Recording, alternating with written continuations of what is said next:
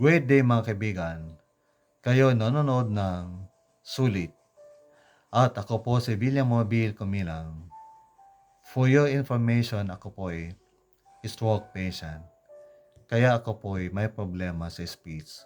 Kung minsan, ako po ay mabagang magsalita at meron po akong pagkabulol. Pero salamat sa Diyos sa kanyang tulong sa akin dahil mas maraming beses na ako'y nakapagsasalita ng mabilis. Salamat, salamat at salamat sa Diyos. Ang programa ito ay para sa inyong lahat, para sa ating lahat. Sa araw na ito, nais kong ibahagi sa inyo ang mensaheng pinamagatang may benepisyo ang pusong malinis. Kung may pusong malinis, meron ding pusong marumi. May pusong mancha. Pusong malinis. Ito ang pusong walang kasalanan. Pusong marami. Ito ang pusong may mancha, may kasalanan. Tungkol sa kasalanan, ano ba ang pagkakaunawa nyo tungkol dito? Roma 3:23. Sapagkat ang lahat ay nagkasala at walang sino mang nakaabot sa kaluwalhatian ng Diyos. Sapagkat ang lahat ay nagkasala. Ang lahat ay nagkasala at walang sino mang nakaabot sa kaluwalhatian ng Diyos. Walang matuwid sa harapan ng Diyos. Walang matuwid kahit isa. Roma 3:10. Kasalanan. Ano bang ibig sabihin ng kasalanan? I am not going to give to you my own definition of sin, but let's consult the Word of God. What is sin?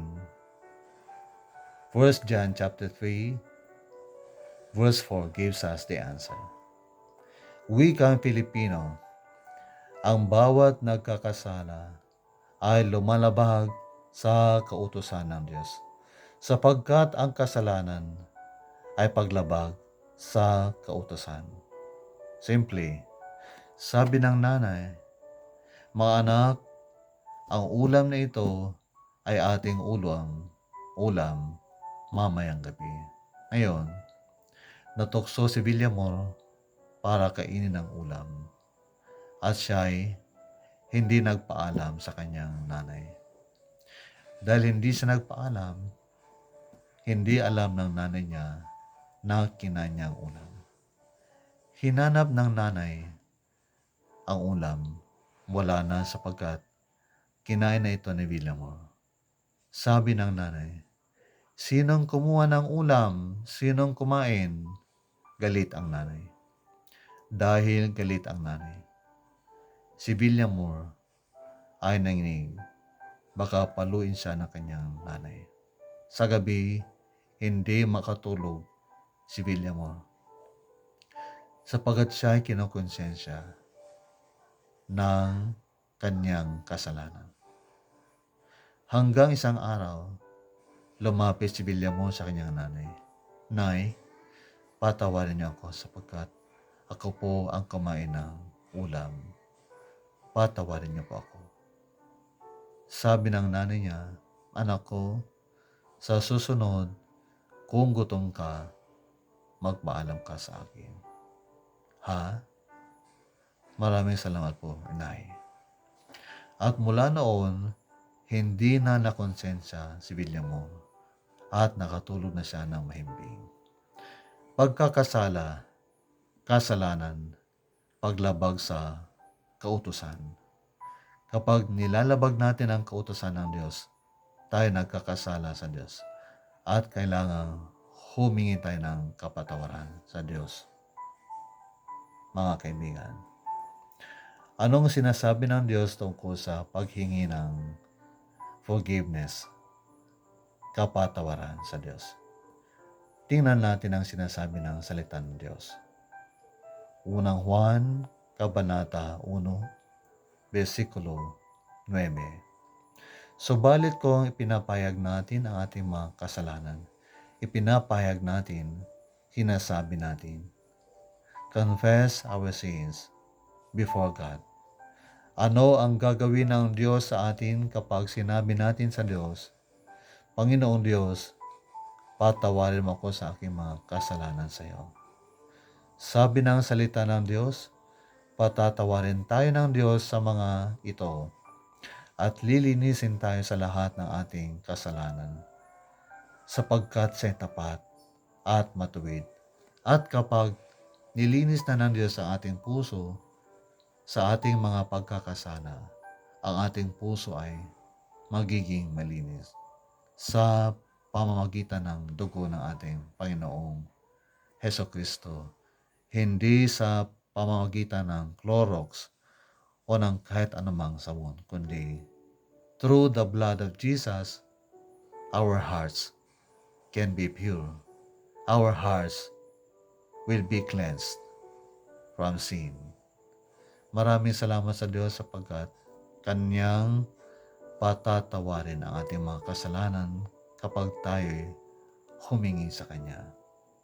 Ngayon, kapag tayo nagdasal sa Diyos at meron tayong kasalanan, anong mangyayari sa atin?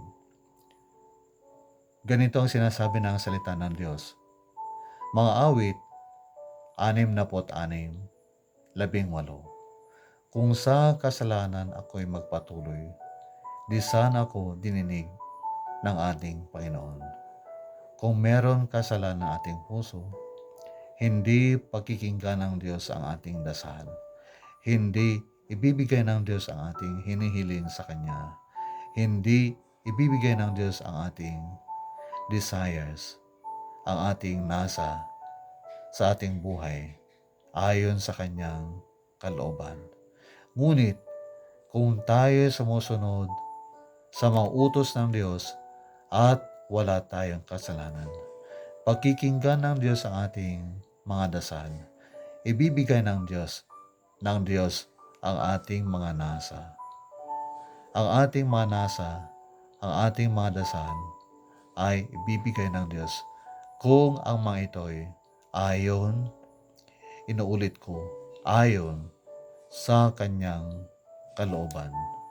Unang Juan, Kapitulo o Kabanata 5:14. At nais kong basahin ang unang Juan 3:22. Tinatanggap natin ang anumang ating hilingin sa Kanya dahil sinusunod natin ang Kanyang mga utos.